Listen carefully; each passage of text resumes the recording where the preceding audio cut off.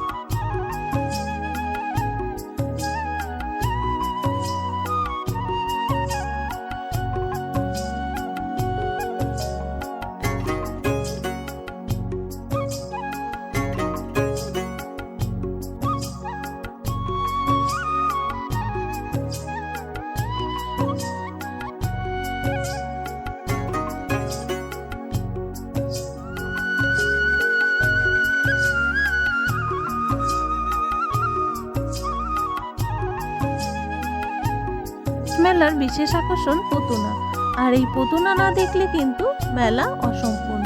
কোচবিহারের পুতুনাটা যেরকম অনেকটাই বড় হয়, বিশাল আকৃতি হয়, আর এই আলিপুরদুয়ারের পুতুনাটা ততটাই ছোট। ছোটবেলায় যখন মা পিসিদের সাথে মেলায় যেতাম, এই পুতুনা দেখতেই যেতাম আর ভয়ও পেতাম।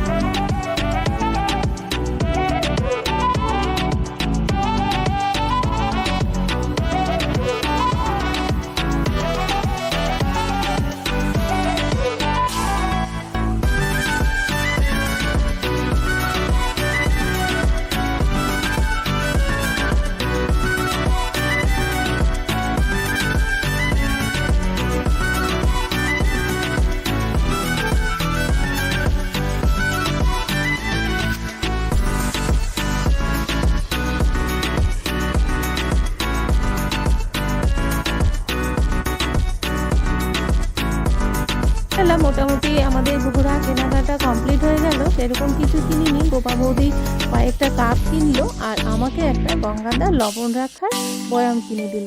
এইটুকুই হলো আমাদের কেনাকাটা। এবার খাওয়া দাওয়া করব। মেলায় আসার পর যদি এগরোল না খাই তাহলে মেলা দেখা অসম্পূর্ণ রয়ে যাবে, তাই আমি গোপা বৌদি এগরোল খেলাম আর জিলিপি, তারপর পপকর্ন, আরও অনেক কিছু গঙ্গাদা কিনে দিল। এবার বাড়ি যাব। আলিপুরদুয়ারের ছোট্ট রাসমেলা তোমাদের কাছে কেমন লাগলো তোমরা অবশ্যই একটা লাইক করে কমেন্টস করবে। আর যারা নতুন বন্ধু দেখছো তারা অবশ্যই সাবস্ক্রাইব করে বেল নোটিফিকেশনটি অল করে রাখবে, তাহলে আমার নিত্য নতুন ভিডিও, ব্লগ বা রেসিপি বা কিচেন টিপস সবার আগে তোমাদের কাছে পৌঁছে যাবে। আজকে এখানেই রাখছি, আবারও দেখা হবে তোমাদের সাথে নেক্সট কোনো ভিডিও, ব্লগ বা রেসিপি বা কিচেন টিপসের সাথে। ততক্ষণের জন্য টাটা। তোমরা ভালো থাকবে, সুস্থ থাকবে। আর আমার ভিডিও ফার্স্ট থেকে লাস্ট পর্যন্ত দেখলে তাদেরকে অসংখ্য ধন্যবাদ।